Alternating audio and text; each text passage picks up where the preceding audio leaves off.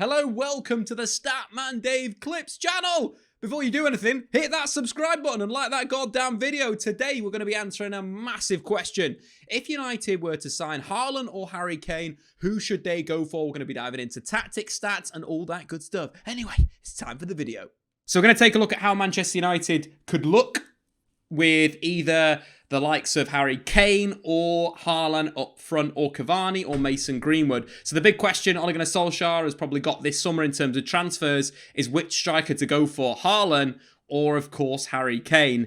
In terms of Manchester United, in terms of what they've done this season, there has been a lot of draws. And I think one of the big things that you could avoid draws is, of course, grabbing yourself a striker that's going to consistently score goals. So we're going to look at the options that Manchester United have for the next season. So first and foremost, Man United could re-sign Edinson Cavani. Cavani has scored 0.57 non-penalty goals per 90 in the Premier League this season, which is the best rate of any player. Cavani, 7 goals, of course, have been scored. 5 of them with his head, 1 with his left foot, 1 with his right foot. Cavani is that kind of classic penalty box striker in a sense where he comes alive when the ball is in and around the box, making those kind of faded runs in behind the defence. But it's kind of going forward for Manchester United. I think Cavani is going to be a good servant for the club, be it at Man United for 1 year, be it at United for 2 years. But I think going forward, United need a bit of quality in that zone. And first and foremost, there's 2 players that obviously stand out massively,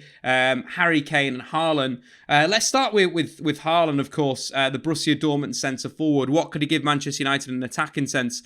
Haaland this season has been absolutely on fire in terms of goals. Just looking at his statistics overall, Haaland scored 21 goals and grabbed 5 assists in 23 Bundesliga games. But I think the big thing for Haaland at his such a young age is in the Champions League, 10 goals in 7 games and also 2 assists from an XG of just 6.5, showing his efficiency. But if we take a look at his, his numbers versus forwards in Europe's top 5 leagues, he's in the 98th percentile for non-penalty goals, non-penalty XG, but also non-penalty XG plus XA, showing his quality in and around the penalty area. And I think that's something that United would get from Haaland. I think Haaland is a player that's superb when the ball is fed to him. The big strength of Haaland from watching him at Salzburg, from watching him at Borussia Dortmund, is kind of that pace to get him behind. That ability to spin into the channels is kind of his number one strength. And I think if you look at someone like a Bruno Fernandes that plays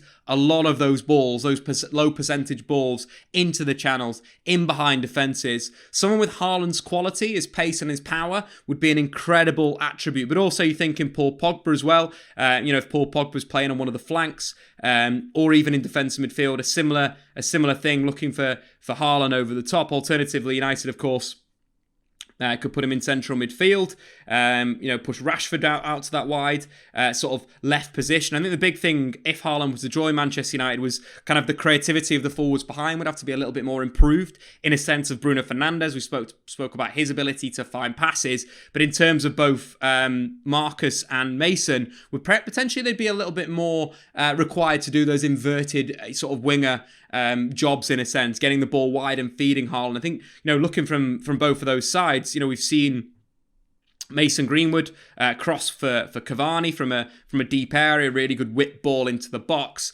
But also in terms of looking at the other side with Marcus Rashford, similar thing, checking on back onto that stronger right foot and crossing from the left wing could be vitally important to grab Haaland goals. I think he's going to be the target, but also, looking for the combination play on the left with Luke Shaw in an attacking sense. I think for Manchester United, probably would be, you could kind of like narrow up in a sense where Haaland would be the centre forward. You've got Bruno in there. Probably Mason would play a kind of inverted role on the right, but the attacking structure for United would be good. Build with a back 3, 2 in midfield, and then of course 1 in front. That's the thing I think that Haaland gives United. It's that pace and that energy to get in behind the defence. And I think it's one of the big things when you look at the players and we kind of see what they're going to give the side. Haaland at 0.2 expected assists per 90 is probably going to be less creative than someone like Harry Kane. Of course, Harry Kane would be a fantastic option for United. Again, playing through the middle, similar kind of structure. I think the structure could slightly rock in a sense.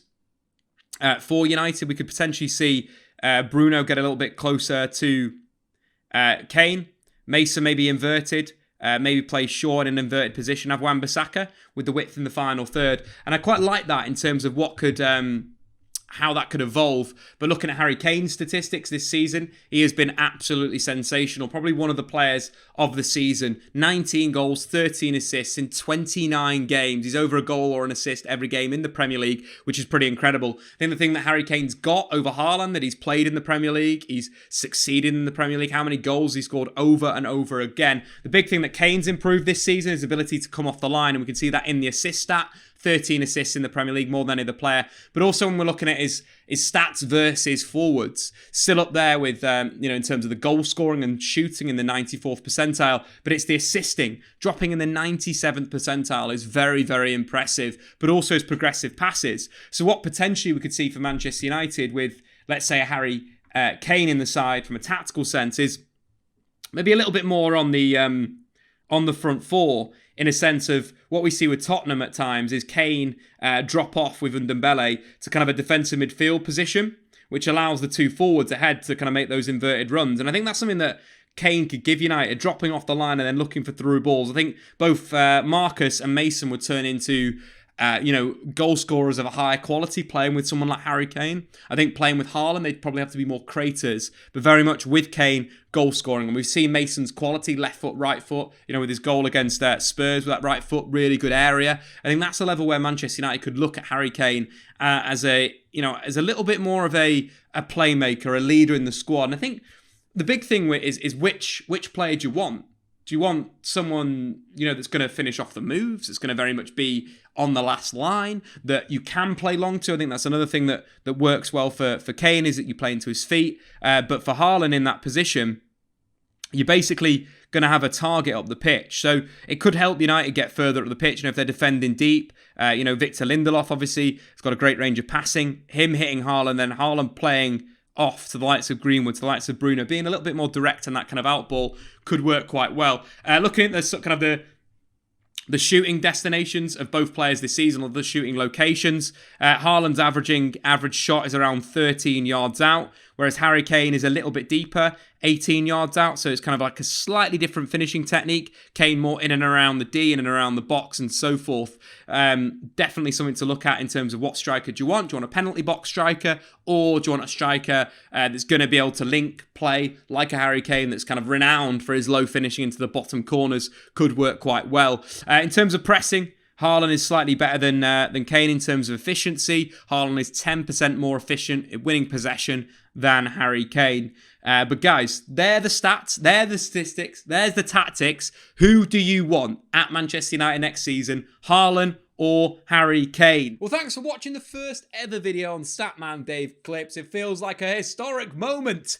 The community has been so good over the last few months. It's getting us all through lockdown. We're pulling together. So, of course, come and check us out over on Twitch on Mondays, Thursdays, and Fridays. This content is for you guys. Much love. We'll see you in the next one.